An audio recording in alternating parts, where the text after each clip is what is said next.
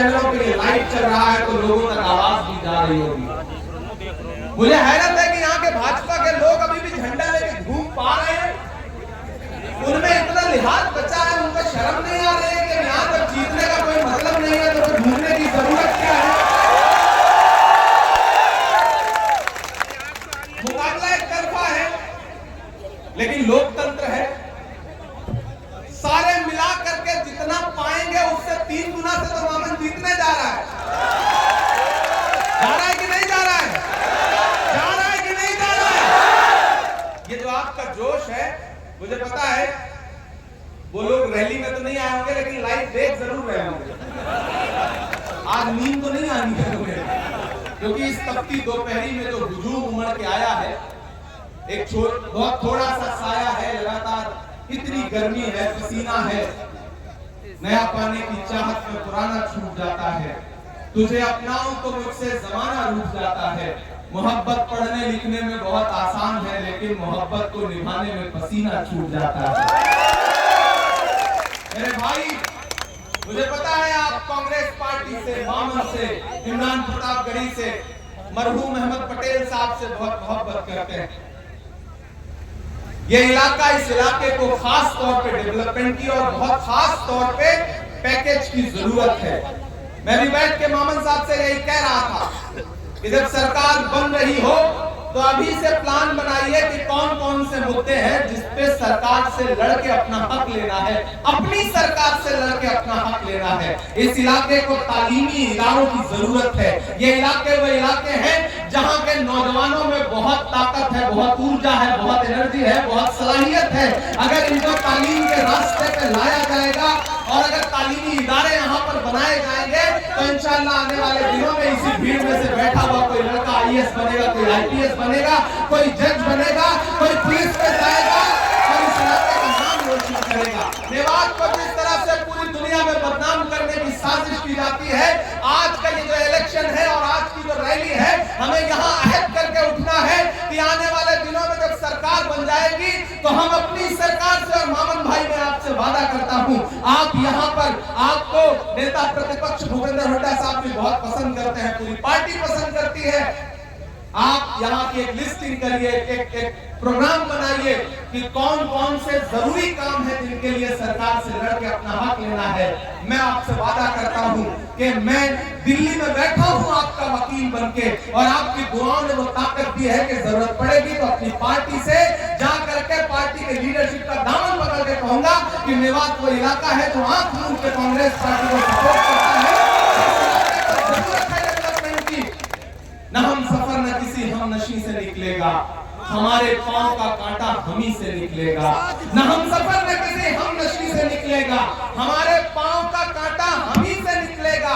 वतन की रेत मुझे एड़ियां रगड़ने दे, मुझे यकीन है पानी नहीं से निकलेगा। ये सरजमीन है जो पूरी दुनिया में अलग अलग नामों से, अलग अलग वजहों से जानी पहचानी जाती है। मैं चाहता हूं कि आने वाले दिनों में जब स्टेट गवर्नमेंट यहाँ पे कोई यूनिवर्सिटी बनाए तो इस यूनिवर्सिटी से जिस तरह से बच्चे निकल करके दुनिया में जाएं, वो बताएं कि मेवात वो मेवात नहीं है जो मीडिया में दिखाया जाता है, मेवात वो मेवात नहीं है जो फिल्मों में दिखाया जाता है। मेवात को जानना है, मेवात की मेहमान नवाजी को समझना है, यहाँ की तहजीब को समझना है, यहाँ के खुददार लोगों की खुददारी को समझना है। तो मेवात आइए, मेवात के लोगों से मिलिए, तब आपको समझ में आएगा कि मेवात कितने खूबसूरत लोगों का शहर है। मैं इस इलाके में पैदा नहीं हुआ हूं, लेकिन न जाने क्यों जज्बाती तौर पे मुझे ऐसा लगता है कि आपसे मेरा कोई एक रूहानी रिश्ता है। मैं इसी मिट्टी का हूं, मुझे ऐसा लगता है कि मैं आपका अपना हूं, और आपको यकीन दिलाता हूं कि जब भी हिंदुस्तान की पार्लियामेंट में खड़ा होकर बोलूं तो आप यकीन रखना कि इमरान प्रतापगढ़ी जो बोल रहा है वो आपका बेटा है, वो आपका भाई है, वो आपके बीच का है। इधर मामन आपके लिए हरियाणा की असेंबली में खड़ा होकर के आवाज उठाएगा, और इंशाअल्लाह मैं हिंदुस्तान की पार्लियामेंट में खड़ा होकर के आपके लिए आवाज उठाऊंगा। इससे अच्छा ऑफर क्या हो सकता है? एक जिताओ, एक साथ में फ्री पाओ, एमएलए जिताओ, एमपी साथ में फ्री पाओ। इससे अच्छा क्या हो सकता है? इससे अच्छा कोई ऑफर हो सकता है? नहीं हो सकता ना।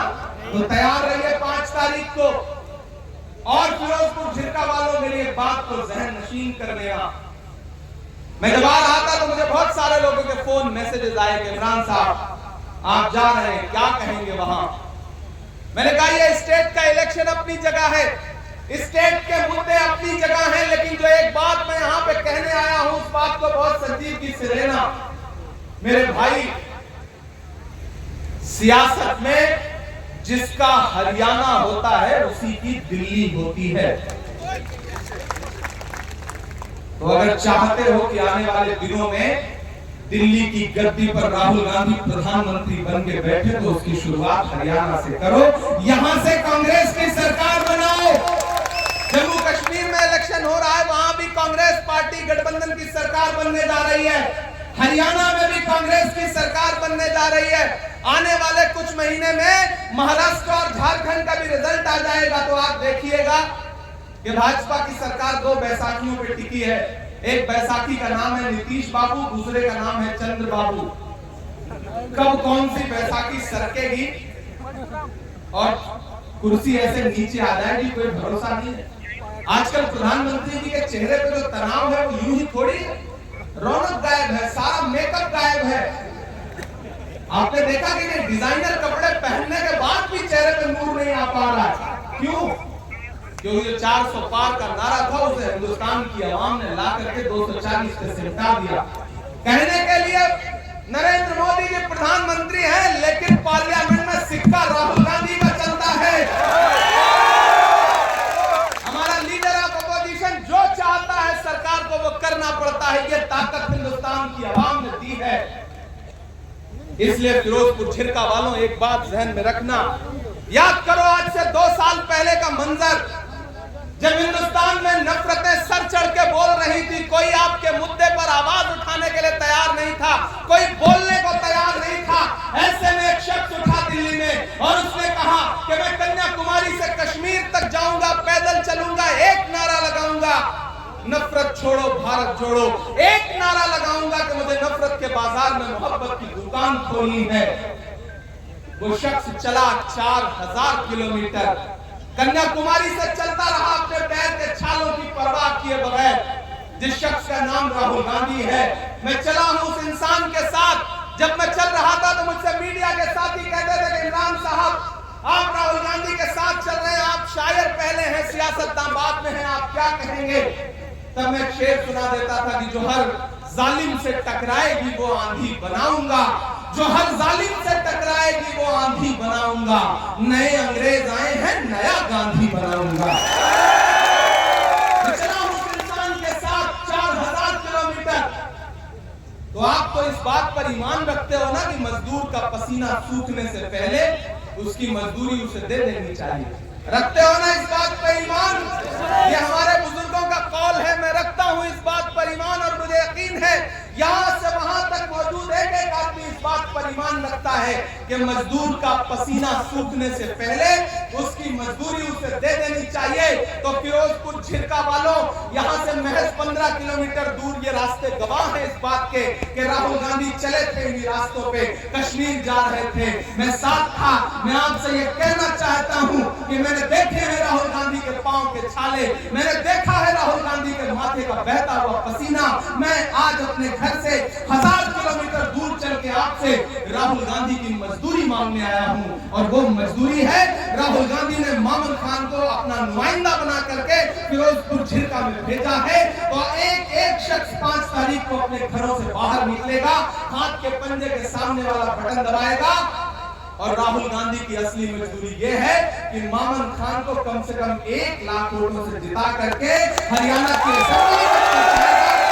राहुल गांधी की असली मजदूरी जो मैं आपसे मांगने के लिए आया हूं। मेरे भाई, भाजपा वाले आपके बीच में आएंगे, झूठ बोलेंगे, बरगलाएंगे, क्लिप काट करके मामन के पुराने नए इधर उधर चलाएंगे, ये सब करेंगे, ये सारी साजिशें होंगी। लेकिन एक चीज जान लेना, जब भी कोई आपका मजबूत नेता होता है तो उसके खिलाफ इसी तरह की साजिशें की जाती हैं ताकि उसको कमजोर किया जा सके। मामन आपका एक मजबूत चेहरा है, मजबूत आवाज है, इसे और ताकतवर करिए, इसे असेंबली में पहुंचाइए। धूप बहुत ज्यादा है, मैं कोई शायरी नहीं सुनाऊंगा तो आप ये कहेंगे कि देखो सबकी तरफ भाषण सुना करके चला गया। मैं शायरी भी आपको सुनाऊंगा, आप थके नहीं है ना? नहीं थके है ना? हाँ, तो मैं आपको शायरी भी सुनाऊंगा, मुझे आपका वो जोश और जज्बा देखना चाहिए।